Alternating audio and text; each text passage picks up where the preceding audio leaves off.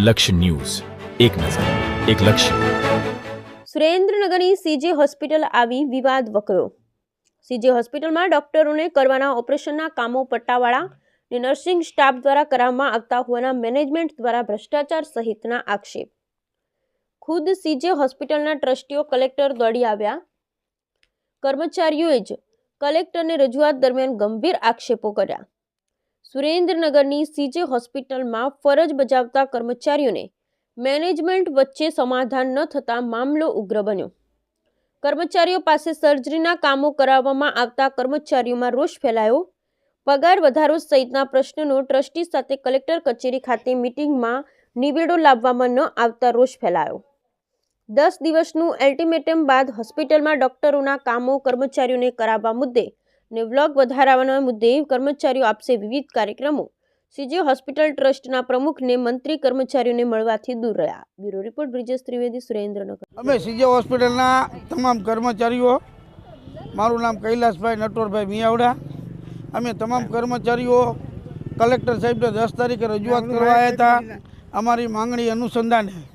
ત્યારે કલેક્ટર સાહેબે અમને વ્યવસ્થિત સાંભળ્યા અને અમને ગુરુવારે 12 તારીખે અમને ગુરુવારે 12 તારીખે આશ્વાસન આપેલું કે મેનેજમેન્ટને સાથે રાખીને તમારો પ્રશ્નનું હલ કરાવશું. આજે 12 તારીખે અમે કલેક્ટર સાહેબની કચેરી આવ્યા. અધિક કલેક્ટર સાહેબ શ્રી ઓઝા સાહેબને અમે રૂબરૂ મળ્યા. ઓઝા સાહેબે અમને 10 દિવસનું કમિટમેન્ટ આપ્યું છે. 10 દિવસની અંદર તમને મેનેજમેન્ટ બોલાવી મેનેજમેન્ટને તમારું બધાનું સમાધાન થઈ જશે અને તમારી જે કંઈ માંગણી છે એ 10 દિવસની અંદર તમારી સંતોષી દે છે. તો 10 દિવસની અંદર માંગણી સંતોષે નહીં તો અમારી પાસે આવજો, બીજા દિવસે હું કરાવી દઈશ એવું અમને અત્યારે આશ્વાસન આપ્યું છે. હાલમાં અત્યારે અમારી જે કંઈ લડત કે માંગણી છે એ અમે 10 દિવસ પૂરતું સ્થગિત રાખી છીએ. અધિક કલેક્ટર સાહેબના વચનને કહેવાથી અમારી પગારની માંગણી છે. પગાર વધારો, 7મા પગાર પંચની સ્ટાફને પરિવાર સાથે મેડિકલને લગતી તમામ સારવાર ફ્રી આપવી એ અમારી માંગણી છે. એ અધિક કલેક્ટર સાહેબે 10 દિવસનું આશ્વાસન આપ્યું છે. અમે અધિક કલેક્ટર સાહેબના કહેવાથી 10 દિવસ અમે રાહ જોઈએ છીએ.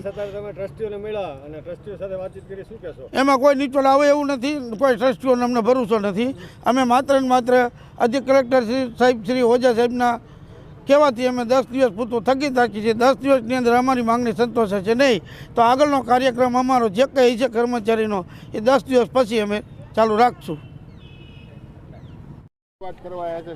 જો રજૂઆત કરી એમની સાથે અમારે મિટિંગ ચર્ચા થઈ અને સીજે હોસ્પિટલના વહીવટ બદલાણાના 8 મહિના થયા અને 8 મહિનામાં એમને અલગ અલગ 5 લાભો આપ્યા છે જે છેલ્લા 20 વર્ષથી નહોતા અપાતા એ બધા હમણાં 8 મહિનામાં આપ્યા છે.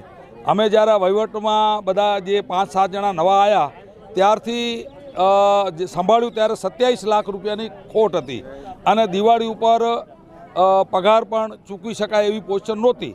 અને ત્યારે અમે બધાએ જે વહીવટ કરતા હતા એ બધાએ લાખ રૂપિયાના ચેક આપી અને એ પગારના ચૂકવણા થાય એમ સંસ્થા ઊભી રહે એવો પ્રયત્ન કર્યા. અને પછી જે વહીવટ અલગ અલગ જે સંસ્થાએ નવા ચેન્જ કર્યા એને કારણે સંસ્થા થોડી પગભર થઈ છે અને એ પગભર થઈ પછી અમે એમની માંગણીઓ સરસ સ્વીકારવા તૈયાર છીએ. પણ 31 માર્ચ પછી સંસ્થાનો વહીવટ ક્યાં ઊભો છે, જૂની ખોટ પૂરી કરતાં કેટલો નફો કરે છે અને એ જવાબદારીઓ પૂરી કરતા અને જે કંઈ વધારો દેવાનો આવે એ અમે આપવા તૈયાર છીએ.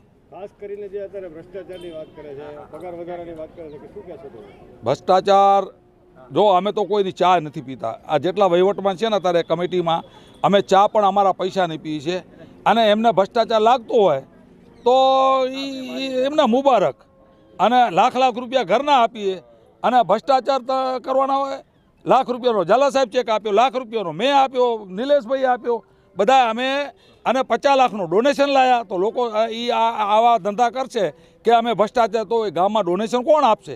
અને એ એમ કે અમે ઓપરેશન કરીએ છીએ, અમે આમ કરીએ છીએ.